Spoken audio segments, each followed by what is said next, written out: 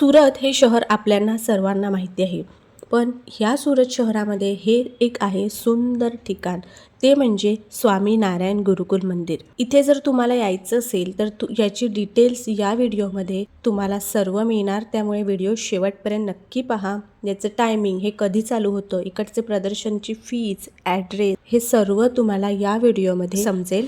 हे सुरत स्टेशनपासून लांब आहे, म्हणजे 30 ते 35 मिनटं तुम्हाला रिक्षाने लागू शकतात. जर तुमचं स्वतःचं व्हेकल नसेल तर तुम्ही इथे ऑटोने येऊ शकतात. स्टेशनपासून तुम्ही रिक्षा करू शकतात किंवा ऑनलाईनसुद्धा रिक्षा बुक करू शकतात. रिक्षामध्ये तुमचे इथे 100 ते 200 रुपये घेतले जातील. हे रेट फिक्स नसतात, थोड्याफार फरकाने कमी जास्त आपण किती जण आहेत त्यावर हे डिपेंड आहे. इकडचं टाईम आहे 2:30 ते 7 वाजेपर्यंत, आणि ज्या दिवशी सुट्टी असते आणि संडे अशा वेळेला हे थोडं लवकर ओपन होतं, कारण की गर्दी वीकेंड असतं संडेला आणि हॉलिडे असतं, त्यावेळेला इथे भरपूर गर्दी असते, म्हणून हे लवकर ओपन करतात, म्हणजे दुपारी 1 ते 7 पर्यंत. इथे तुम्ही पूर्ण दिवस तुमचा वेळ घालवू शकता. आता तुम्हाला वाटेल कसं नक्की काय काय आहे इथे, तर हे मी आता तुम्हाला सांगते.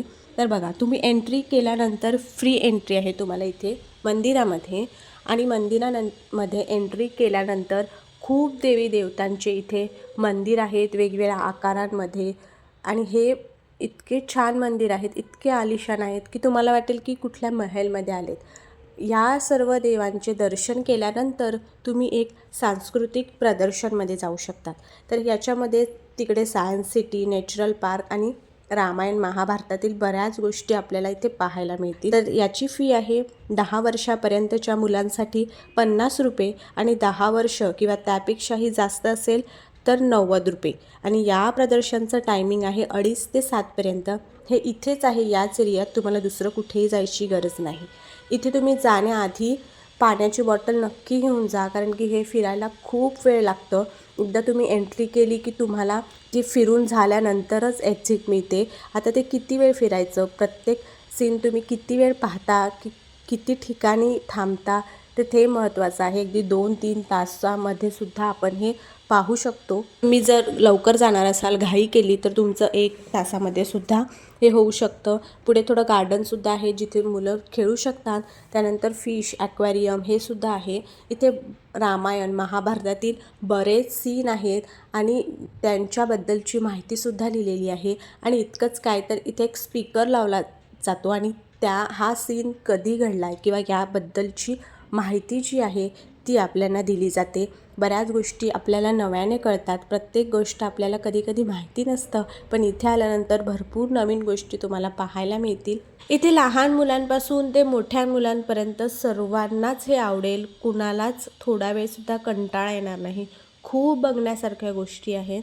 याचा ॲड्रेस आहे वेद रोड, नानीवेद नारायण मुनिदेव सोसायटी, कटरगाम, सुरत.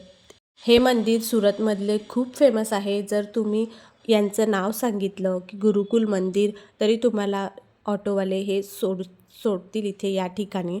त्यानंतर इथे आल्यानंतर बाहेर रिक्षासुद्धा तुम्हाला मिळतील परत रिटर्न जाण्यासाठी.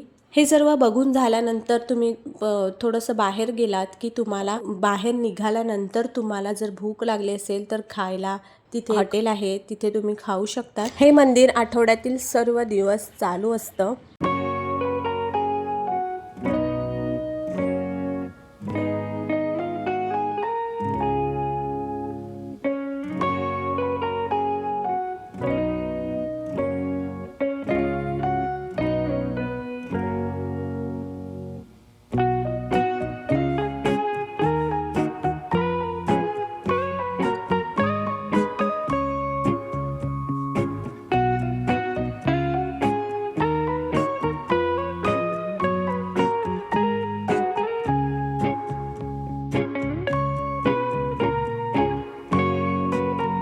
शबरीची कृष्णाची भेट ही रामायणातील एक प्रसिद्ध कथा आहे, ज्यात भक्ती आणि समर्पणाचे महत्त्व सांगितले. शबरीने अनेक वर्ष रामाची वाट पाहिली. देवाला गोड बोरं मिळतील म्हणून त्यांनी उष्टी बोरं देऊन आपली सेवा आणि तिच्या अथांग भक्तीमुळे श्रीरामांनी तिची भेट घेतली व तिला मोक्ष दिला. अशा अनेक रामायणातील, महाभारतातील कथा तुम्हाला पाहायला, ऐकायला आणि तेथे असलेल्या माहिती ते तुम्हाला वाचायला मिळेल.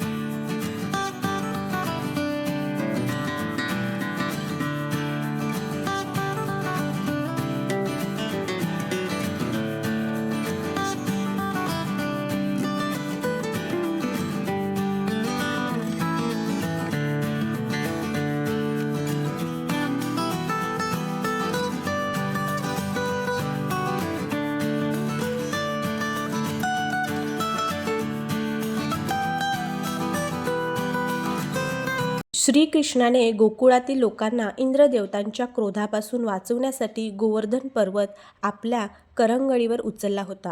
ही कथा गोवर्धन पूजेच्या निमित्ताने प्रसिद्ध आहे. ज्यात श्रीकृष्णाने 7 दिवस तो पर्वत उचलून धरला आणि गोकुळवासियांना मुसळधार पावसापासून संरक्षण दिले. इथे बऱ्याच मजेशीर गोष्टीसुद्धा आहेत आणि त्यातलं हे एक. इथे काय आहे ना, एक कॉईन आपल्याला टाकायचं असते. ते 5 रुपयाचं की 10चं मला आता आठवत नाही, पण तुम्ही ते कॉईन टाकलं की हे थोड्या टाईमसाठी नाचतं आणि त्याचं टाईम लिमिट संपलं की ते पुन्हा होतं तसंच असतं. तर हे एक खूप गमतीशीर आहे, मुलांनासुद्धा खूप आवडतं. मजेशीर गोष्टींपैकी हे सुद्धा एक आहे. इथे खूप आरसे आहेत आणि यामध्ये आपली प्रतिमा वेगवेगळी दिसते. म्हणजे कोणी बारीक किंवा जाड, काही मिररमध्ये उंच दिसतात, काही मिररमध्ये आपली उंची कमी दिसते आणि हे सुद्धा खूप गमतीशीर आहे. या ठिकाणी हे भूलभुलैया आहे. म्हणजे इथे भरपूर दरवाजे आहेत, पण ते फक्त मिररचे आहेत आणि त्यामुळे आपल्याला एक कळत नाही की कुठला दरवाजा आहे आणि आपल्याला थोडंसं शोधत शोधत सापडतं. पण इथे सुद्धा एक वेगळी मजा येते. मी अशी आशा करते की तुम्हाला जर इथे यायचं असेल तर सर्व पडलेल्या प्रश्नांची उत्तरं तुम्हाला नक्की मिळाली असतील. तरीही जर तुम्हाला काही डाऊट असेल तर कमेंट्स बॉक्समध्ये नक्की लिहा. मी पुन्हा भेटूया अशाच एका नवीन व्हिडिओमध्ये. बाय.